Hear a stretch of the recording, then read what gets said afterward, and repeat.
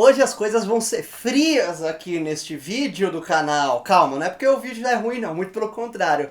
É porque hoje, aqui no nosso segundo vídeo sobre a saga dos X-Men no Kryptonita, eu falo sobre o segundo mutante a integrar essa super equipe, o Homem de Gelo. Criado por Stan Lee e Jack Kirby em X-Men 1 de 1963, Robert Louis Bob Drake é um dos membros fundadores da equipe de mutantes de Charles Xavier na Marvel. Quando Stan Lee criou o Homem de Gelo, ele queria exatamente um personagem igual ao Tocha Humana, engraçadinho, tudo mais, com a mesma personalidade, só que em vez do poder de fogo, ele teria o poder de gelo. Gênio. Yes, sir. One cork coming up. There.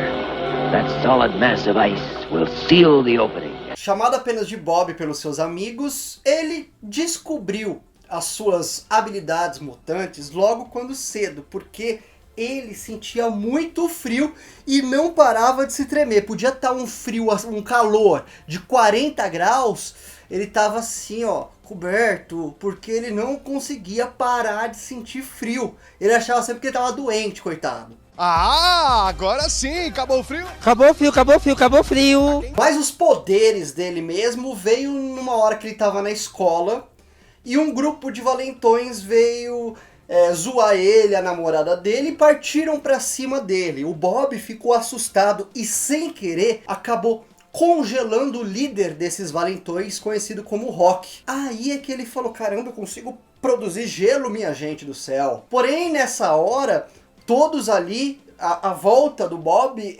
viram ele como uma representação de perigo. E essa notícia foi se espalhando na cidade que ele morava, Fort Washington lá, chegando ao ponto de várias pessoas fazerem um mutirão para entrar na casa da família de Bob e atacar ele. Essa história toda acabou chegando nos ouvidos de quem? Charles Xavier. E ele mandou o seu mais novo pupilo, o Scott Summers, ir atrás de Bob para incentivá-lo ele a fazer parte da sua instituição para os jovens superdotados, o Instituto Xavier. Só que inicialmente o Bob acabou brigando até com o Scott, falando que não queria fazer parte disso, mas o próprio Charles Xavier chegou para acalmar a situação e insistir para que Bob fosse fazer parte do grupo. O Bob nessa hora até viu o Scott como um ser a ser seguido, assim, né? Um líder mesmo, ele queria ser o próximo Scott e acabou entrando para o Instituto Charles Xavier, aprendendo a controlar os seus poderes e se tornando um X-Men. Um de seus primeiros truques, que ficou muito famoso, é ele criar uma pista de gelo para poder ir deslizando e ir se movendo por ela. E adotando assim o nome de Homem de Gelo. Porém, nas primeiras histórias que apareceram os X-Men, que apareceram o Homem de Gelo, a fisionomia dele era muito estranha, porque ele parecia um boneco de neve mesmo, com pernas e braços. O seu rosto, quando ele estava em forma de Homem de Gelo, não aparecia nada, era bem estranho mesmo. Foi uma ideia do Scott ele moldar o próprio rosto para parecer o rosto dele mesmo. Aí ele ficou mais bonitinho nas histórias em quadrinhos. É pra já. Bom, a gente sabe que as formações dos X-Men nas histórias em quadrinhos foram mudando, né? A segunda formação veio com Wolverine, Tempestade, Colossus, o Noturno, o Banshee, e os antigos integrantes saíram. Inclusive o Homem de Gelo, que acabou fazendo parte de outros grupos das histórias em quadrinhos, como os Campeões, até mesmo os Novos Defensores e o X-Factor, que é um grupo de mutantes formado pela formação inicial dos X-Men, onde o Homem de Gelo estava presente. Assim como a maioria dos mutantes, as mutações do Homem de Gelo, do Bob, foram evoluindo com o tempo. Uma certa vez, a Emma Frost, outra mutante famosa aí, quando ela assumiu a sua fórmula maligna nos quadrinhos, que é a Rainha Branca, ela meio que possuiu o corpo de Bob, possuiu os poderes dele, e ela conseguia fazer coisas assim inimagináveis com os poderes dele.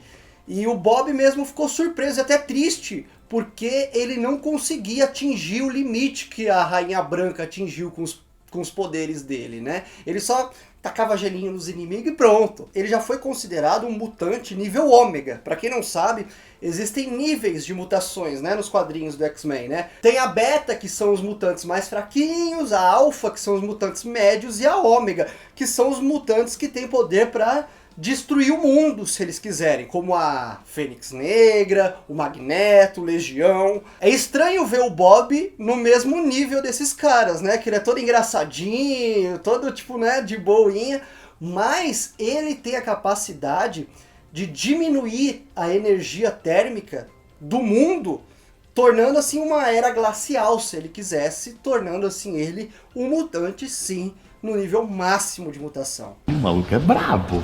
O Homem de Gelo foi criado nas revistas dos X-Men, é considerado um dos X-Men principais, mas nos desenhos a sua estreia não teve nada a ver com os X-Men, porque ele estreou em um desenho onde ele dividiu o protagonismo com o Homem-Aranha e uma outra garota com poderes de fogo criada para o desenho, que era a Flama. Era Homem-Aranha e seus incríveis amigos, de 1981, né? Os três ali, o Homem de Gelo, o Homem-Aranha e a Flama, dividiam as aventuras. E tinham aventuras, sim, que apareciam os X-Men. O Bob falava, olha, esse aqui é o meu antigo grupo, e ele lutava ao lado dos X-Men.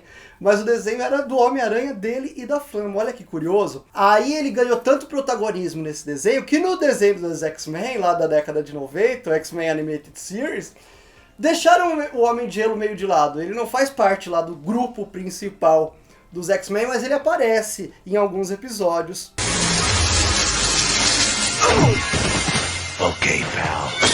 You come easy, or I get to make cocktail ice for 100.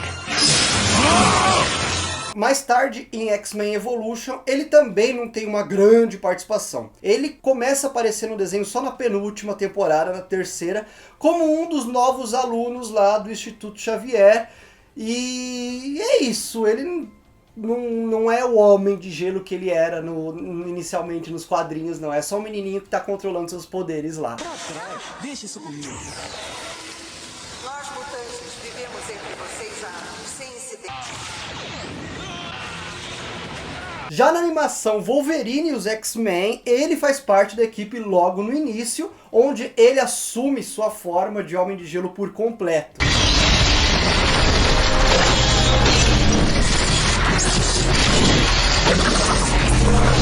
E no cinema, nos filmes do X-Men, ele tem grande destaque, sim. Ele é interpretado nos 3 primeiros filmes por Shawn Ashmore. No primeiro filme ele tem uma amizade lá com a vampira, não aparece tanto assim, ele ainda não tá como um X-Men, assim como um aluninho ali da instituição, mas no segundo filme ele ganha um destaque imenso, né? Mostra até a cena lá dele contando pra família dele que ele é um mutante, a família dele perguntando se não tem como ele não ser mais mutante, o irmão dele, que raiva daquele irmão dele, chamando até a polícia, lá tem um mutante aqui. Largue as facas e põe as mãos pra cima.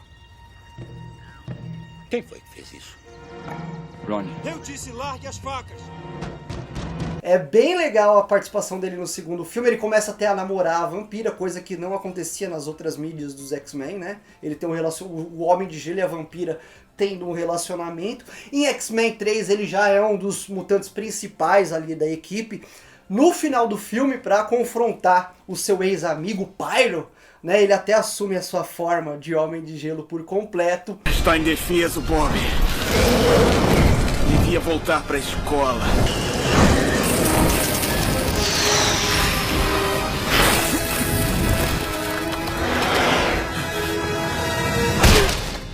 Você não devia ter saído de lá.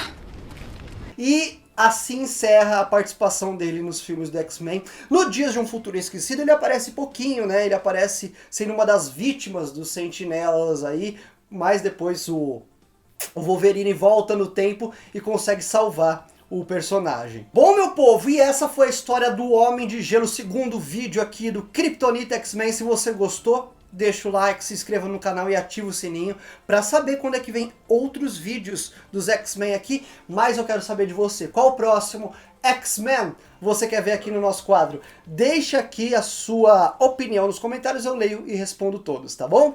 Muito obrigado por assistir esse vídeo até aqui, um beijo na alma e até o próximo Kryptonita.